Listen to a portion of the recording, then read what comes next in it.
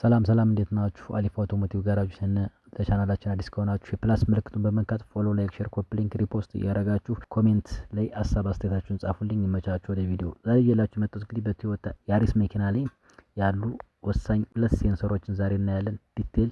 እነዚህ ሴንሰሮች እንግዲህ ላምዳ ሴንሰር ወይም ኦክሲጅን ሴንሰር ይባላሉ። ሁለት አይነት አሉ።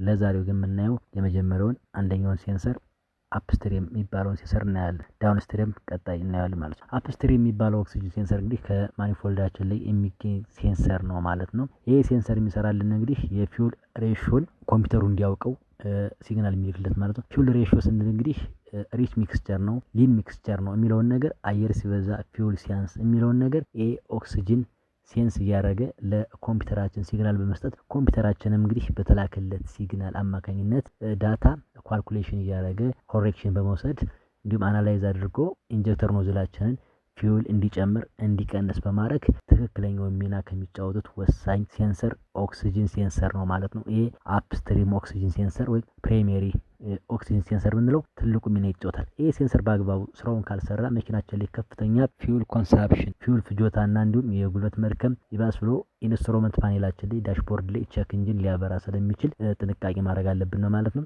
ይሄን ኦክሲጅን ሴንሰር ስንለካ እንግዲህ ባለ 4 ፒን ነው ማለት ነው። 4 ፒን ነው የሚጠቀም 4 ተርሚናል አሉት። ምንጊዜም ተመሳሳይ ከለር ያላቸው ኢተርናቸው ማለት ነው። እሱን ስንለካ በሁለት ኦፕሽን እንለካዋለን። በሬዚስታንስ እና በኮንቲኒቲ እንለካለን። ሬዚስታንስ ላይ ስናረገው ሬዚስታንሱ በሁለት መልኩ ስንለካው ኮልድ ነው ሆት ነው። መኪናው ሲሰራ ከቆየ ከሞቀ ሬዚስታንሱ ከፍ ሊል ይችላል፣ የምናገኘው ሪዛልት ከፍ ሊል ይችላል ማለት ነው። ኮልድ ነው ደግሞ ቀዝቅዞ ተፈቶ ከሆነ የምንለካው ሬዚስታንሱ ሊቀንስ ስለሚችል ምንጊዜም ስንለካይ ማኑዋሊ ዲፔንድ መሆን አለብን። ማኑዋል መጠቀም አለብን። ማኒፋክቸር ማኑዋሉን መጠቀም አለብን። ራንደምሊ ከለካ ነው ትክክለኛ ሪዛልት አናገኝም ማለት ነው። ለእናንተ ጥያቄ እንዲሆናችሁ ኮሜንት ላይ የምትመልሱልኝ ነገር ሁለቱን ካገኘነ ሁለቶቹ ለምንድን ነው የማይሰጡን ኮንቲኒቲም ሆነ ሬዚስታንስ ለምንድን እንደሆነ ሀሳብ አስተያየታችሁን አስቀምጡልኝ። ለምን እንደማይሰጡን መቼ ነው የሚለኩ ወይስ በየትኛው ኦፕሽን ነው የሚለኩት? እነዚህ ሁለቶቹ ማለት ነው ተመሳሳዮችን አግኝተናቸዋል። እነዛኞችን ሁለቶችን ኬብል ለምን እንደማይሰጡና መቼ መለካት እንዳለባቸው